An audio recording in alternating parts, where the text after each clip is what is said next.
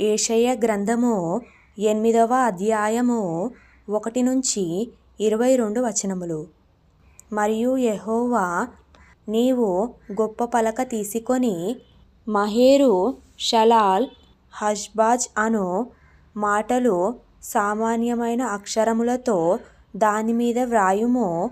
మహేరు షలాల్ హష్బాజ్ మూల భాష మాటలు త్వరితముగా దోపుడగును, ఆతురముగా కొల్లపెట్టబడును. నా నిమిత్తము నమ్మకమైన సాక్ష్యము పలుకుటకు యాజకుడైన ఉరియాను, యెబెరెక్యా కుమారుడైన జెకర్యాను సాక్షులనుగా పెట్టెదనని నాతో చెప్పగా, నేను ప్రవక్త యొద్దకు పోతిని.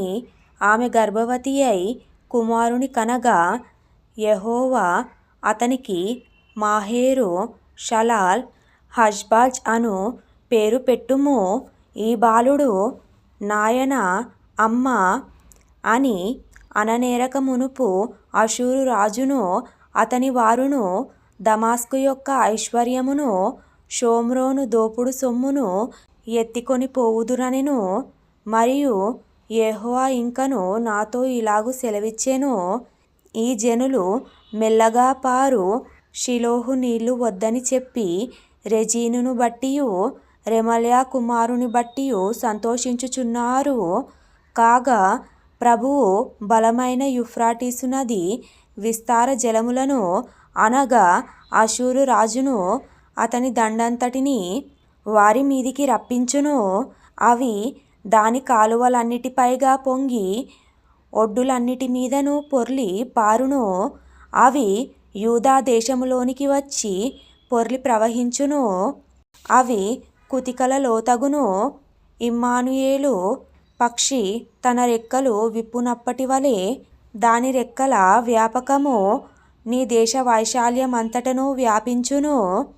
జనులారా రేగుడి, మీరు ఓడిపోవుదురు. దూరదేశస్థులారా మీరందరూ ఆలకించుడి. మీరు నడుము కట్టుకొనినను ఓడిపోవుదురు, నడుము కట్టుకొనినను ఓడిపోవుదురు. ఆలోచన చేసుకొనినను అది వ్యర్థమగును, మాట పలికినను అది నిలువదు. దేవుడు మాతోనున్నాడు, ఈ జనుల మార్గమున నడవకూడదని యెహోవా బహుబలముగా నాతో చెప్పియున్నాడు. నన్ను గద్దించి ఈ మాట సెలవిచ్చెను, ఈ ప్రజలు బందుకట్టు అని చెప్పునదంతయు బందుకట్టు అనుకొనకుడి. వారు భయపడు దానికి భయపడకుడి, దాని వలన దిగులు పడకుడి. సైన్యములకధిపతియగు యెహోవాయే పరిశుద్ధుడనుకొనుడి. మీరు భయపడవలసిన వాడు ఆయనే, ఆయన కోసరమే దిగులు పడవలెను. అప్పుడాయన మీకు పరిశుద్ధ స్థలముగా నుండును. అయితే ఆయన ఇశ్రాయేలు యొక్క 2 కుటుంబములకు తగులు రాయిగాను అభ్యంతరము కలిగించు బండగాను ఉండును. యెరూషలేము నివాసులకు బోనుగాను చిక్కువలగాను ఉండును. అనేకులు వాటికి తగిలి తొట్రిల్లుచు పడి కాళ్ళు చేతులు విరిగి చిక్కుబడి పట్టబడుదురు. ఈ ప్రమాణ వాక్యమును కట్టుము, ఈ బోధను ముద్రించి నా శిష్యులకప్పగింపుము.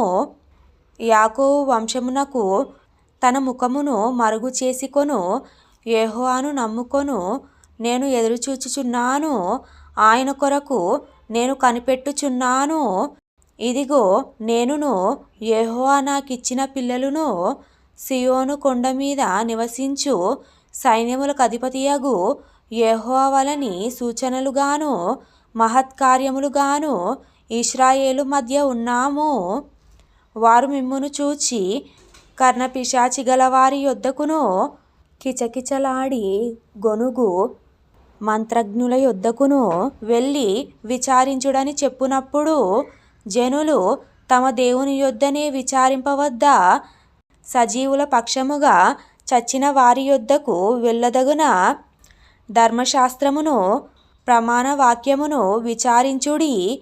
ఈ వాక్య ప్రకారము వారు బోధించని ఎడల వారికి అరుణోదయము కలగదు. అట్టివారు ఇబ్బంది పడుచు ఆకలిగొని దేశ సంచారము చేయుదురు. ఆకలిగొనుచు వారు కోపపడి తమ రాజు పేరను తమ దేవుని పేరను శాపములు పలుకుచు మీద చూతురు.